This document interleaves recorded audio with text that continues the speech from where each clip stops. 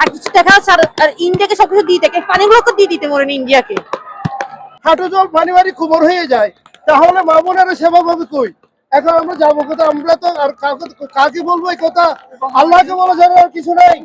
আমাদের কষ্ট, আমাদের দুর্ভোগ সবগুলো দেখার যদি লোক না থাকে, তাহলে আমরা এগুলি কি করতেছি, কার জন্য করতেছি?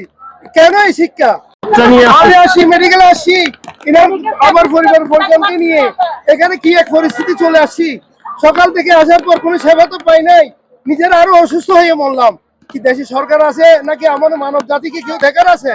কোন দেশে কি শিক্ষা দীক্ষা, এত বড় বিল্ডিং, কোনো কিছু লাভ আছে? আর কি সংসদ ভবন, এগুলো কি লাভ কি হলো?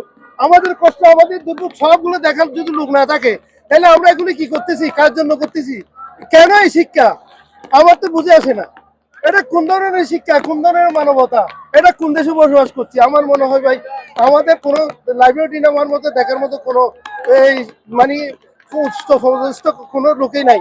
নাইলে তো এই অবস্থা হওয়ার তো কথা না। এরকম একটা চট্টগ্রামের মেডিকেল কলেজের সামনের একটা পরিস্থিতি এভাবে তো হওয়ার কথা না। এটা কোন দেশে বসবাস করছি আমরা? মেডিকেল হাত থেকে শুরু করে সবখানে যদি এই অবস্থা হয়ে যায়, আমার মনে হচ্ছে 4 ঘন্টা বৃষ্টি বললে যদি হাঁটু জল পানি বাড়ি খবর হয়ে যায়, তাহলে মা বোনেরা সেবা পাবে কই?